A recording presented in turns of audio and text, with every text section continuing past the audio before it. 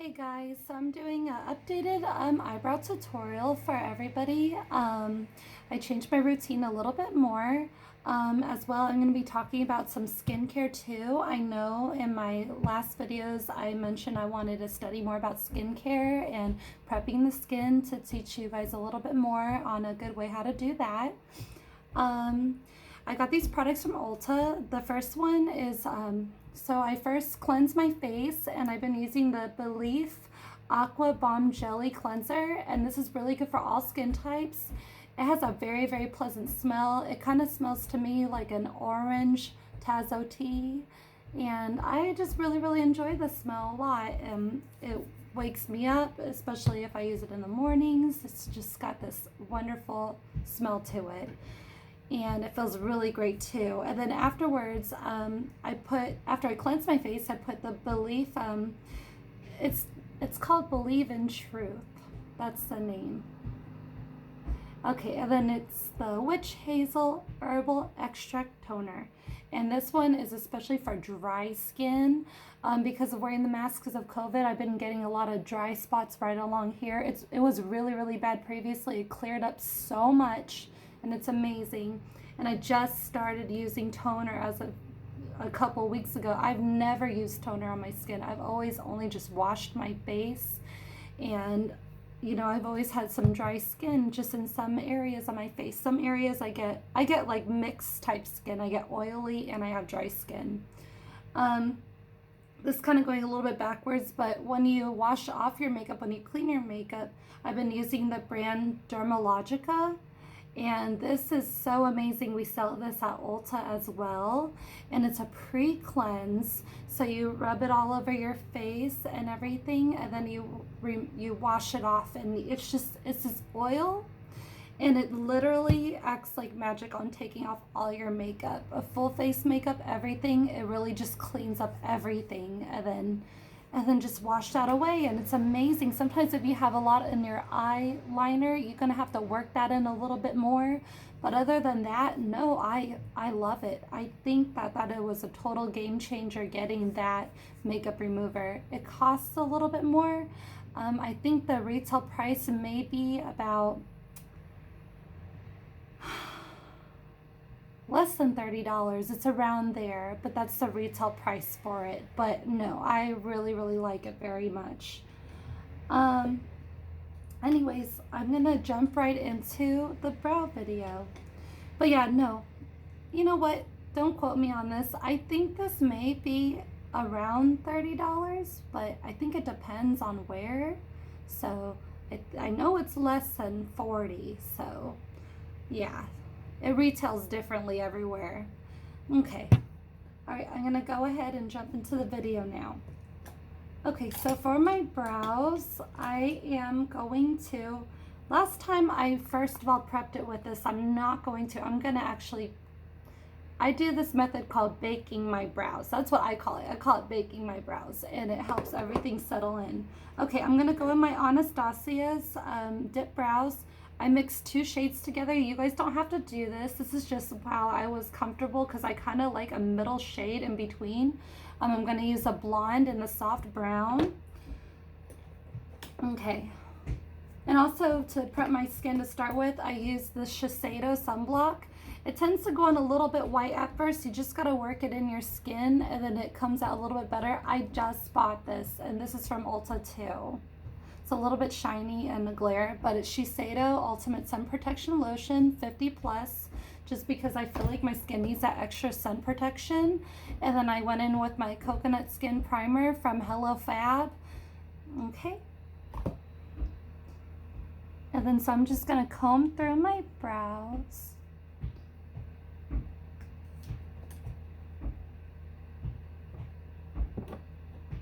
And then I'm going to take my M165 brush. Gonna swish it around a little bit. I mix it with the soft brown first, scrape off the excess, and then use it on the blonde. And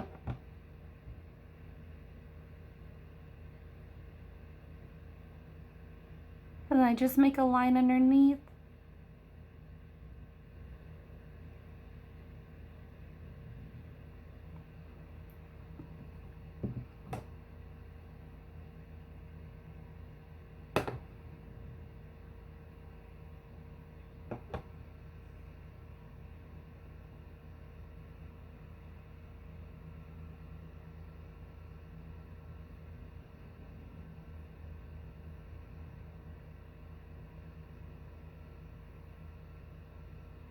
I tried to make the line underneath a little bit bolder. That's just my technique. It's because when I blend it out, the product doesn't disappear so much, especially underneath the underline of the brow. I hope that made some sense. Okay, so it looks a little funny right now, but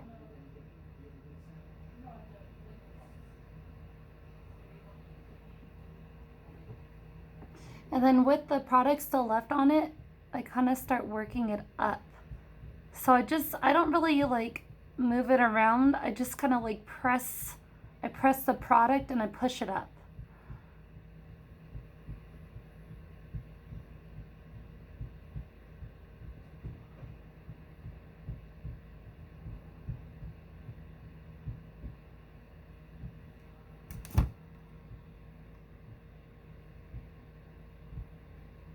And then I'll go and just start filling in all the brows.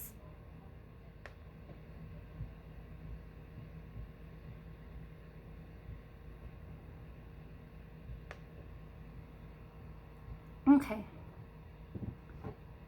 I really like to take time on my brows. I don't like to rush through it just because, like, when I fill them in, like my natural line from my brows, I kind of appearance of a full brow. So I just like to, if I feel like I move through it too fast, I don't really like the shape of them very much.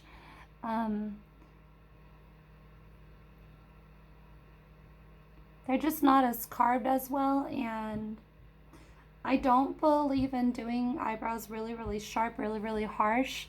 But at the same time, I like to keep it, you know, as cleaned up as possible.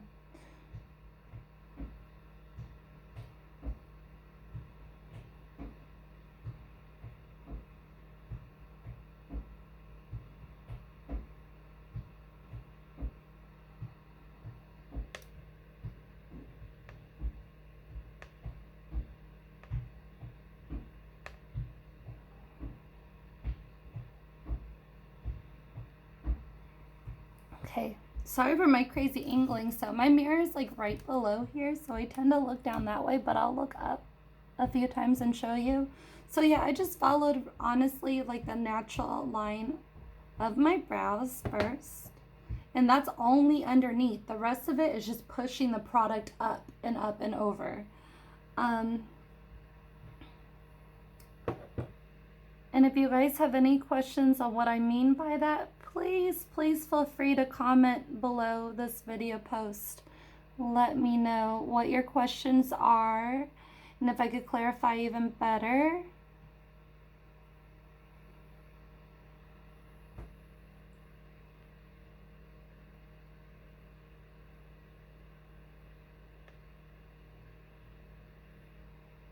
Okay, then I just kind of like to go over that. I keep going with a very light hand on the pomade. You don't want a lot of product on your brush. A little bit goes a long way.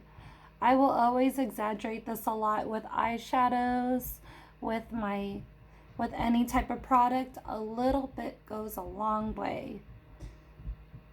Okay, so now I got those two settled. I'm gonna go in with this. It's just an e.l.f. brush. It's an eyebrow duo brush. I believe it's e.l.f. And then I only use this spoolie end. I don't really use this end. You can use any brush that has a spoolie on it. You can even use one that has a duo side so you don't have to buy two different brushes. It's just an old brush that I had. I didn't really like this end very much. I feel like it was too soft. There was enough control.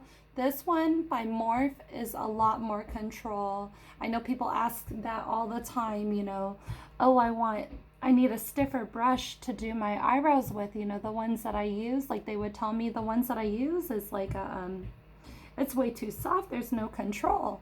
So that's why I recommend the Morphe 165. It's amazing. Okay. I think I got pretty lucky this time. Sometimes, like, whenever I brush it away, some of the product tends to disappear, but I think I did pretty well. Now I'm going to go with my NYX HD finishing powder. This one's in the shade Banana. I really got to get some more pretty soon. It's like so little left. My goodness, this ring light just really, really makes things shine. But yes, you see there's only so much left. Okay.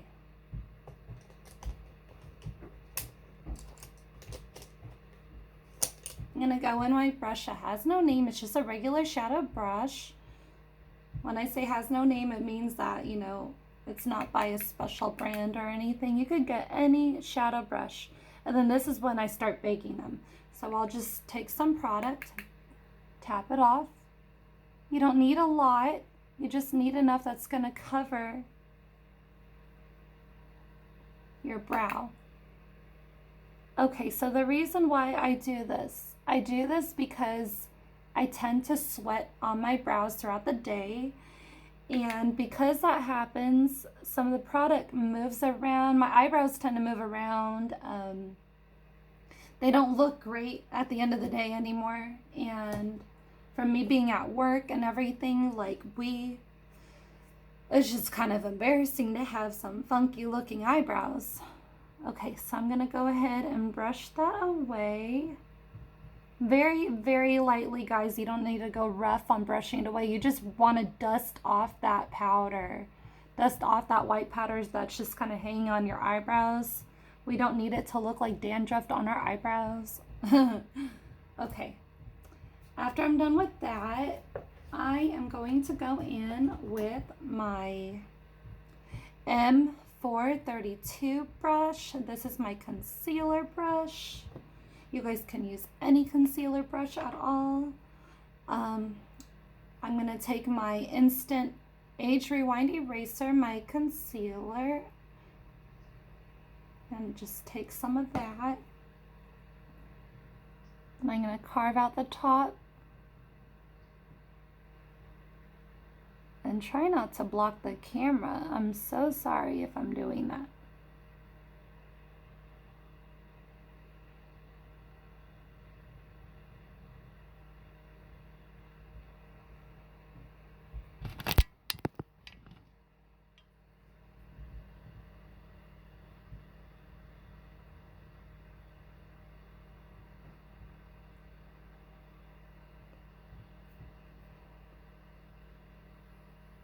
Okay, so you could see I got one side down, just carving it out on the top.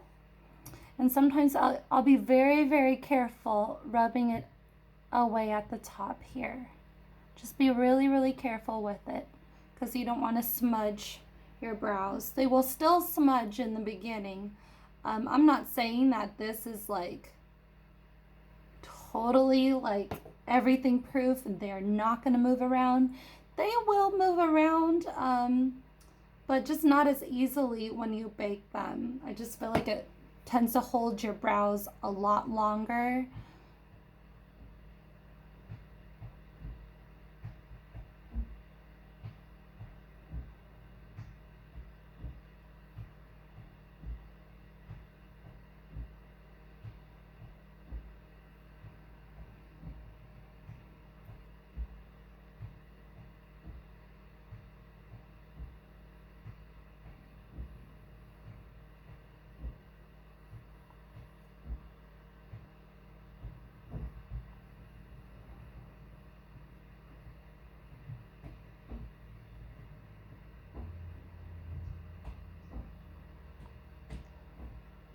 Okay, so I need to make a little bit of a correction. I can see here this arch is not as defined as the other side. So I'll just try to take whatever's left on my brush.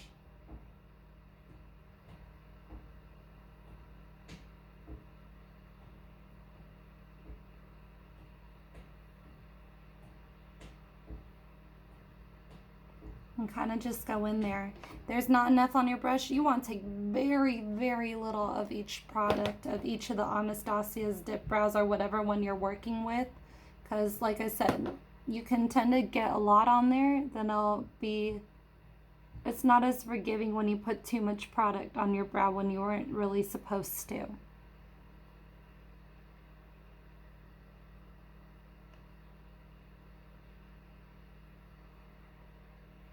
Okay, I think that cleaned it up a little bit better now. Go back in with that spoolie.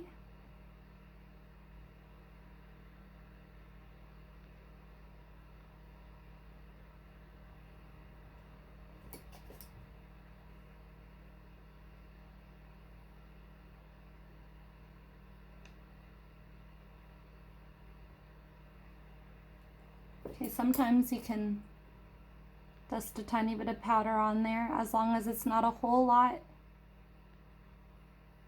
Okay, I just showed you how to make a correction. Okay. Finish carving it out.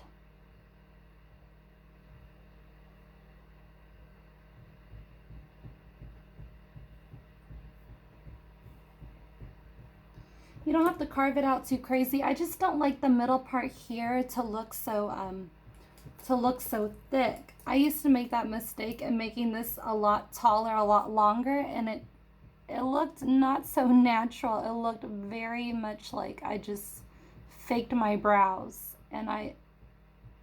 But you know, then again, if you have very, very thin brows, then you're gonna have to want to make them appear a little bit more fuller.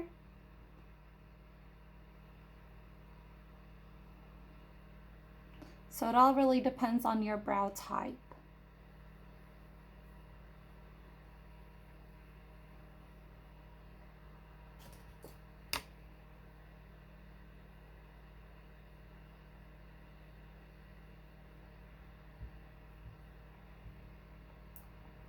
Okay, now we're gonna go ahead and carve underneath the brows, okay?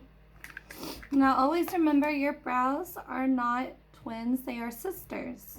So if in case like one looks a little bit taller than the other side or whatever, try not to be so obsessive and keep going back and forth on them, because you're just gonna, you know, maybe accidentally make them look even more messed up, a little bit more funkier. So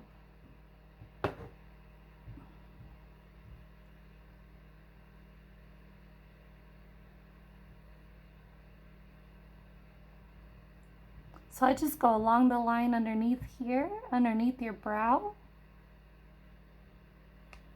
Oh, and then I took the MAC paint pot. My color is soft ochre, and that's what I'm using to line underneath my brow.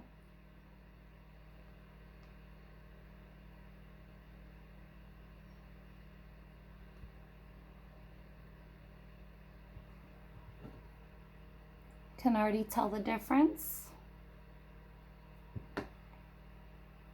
I kind of like to do this. I like to try to flatten out my brush as much as possible, so just as a really clean line. Just pick up a little bit of the eyeshadow primer.